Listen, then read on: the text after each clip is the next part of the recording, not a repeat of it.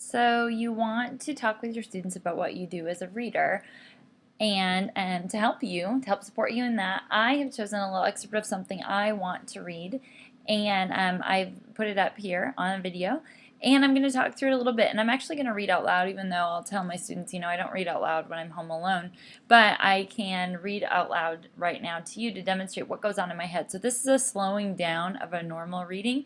I'm going to try to pull out the things that I would normally do in my mind that would take only half of a second, and we're going to draw them out to think about what does go on in our minds and how do we capture our thinking as we're reading so that we stay connected to our text. So I'm reading an excerpt called Living a Critically Literate Life, and just the title makes me excited because I like reading about that topic right now.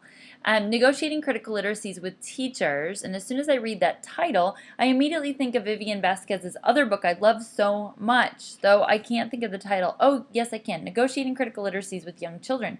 I love that book, so I'm anxious to read this book thinking I'll love it just as much as that one because it's really fun to read the same author over and over if you really like that author. Negotiating Critical Literacies with Teachers is a demonstration of what it means to live a critically literate life. In particular, this book puts on offer theoretical foundations and pedagogical resources for negotiating critical literacies in university or professional development settings as one way to help adult learners to not only learn about and frame their teaching from a critical literacy perspective, but to help them live through or embody critical literacies that have importance in their own lives. We wrote this book as a response to a gap in the literature on critical literacy and teacher education, as well as other teacher professional development.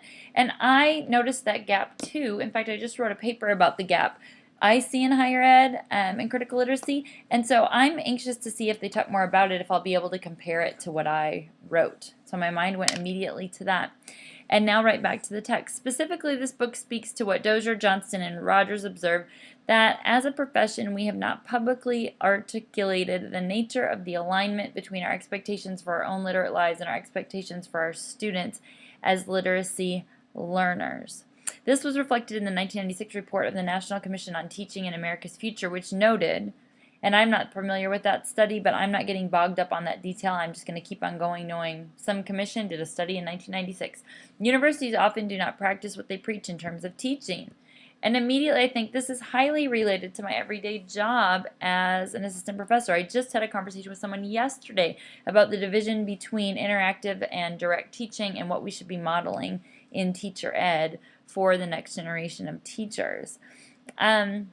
More recently, Kahneman, Taylor, and Soto Manning point out that we as a teaching profession need to avoid simply talking the talk. Vivian and Sarah, in their work with the party animals, attempted to avoid simply talking the talk but having their students live rather than read or hear about critical literacy curriculum.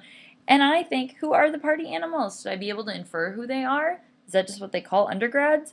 I'll keep watching for party animals to come up again in the book to see if I can't figure that one out. So this is just a little demonstration of how I hold my thinking when I read.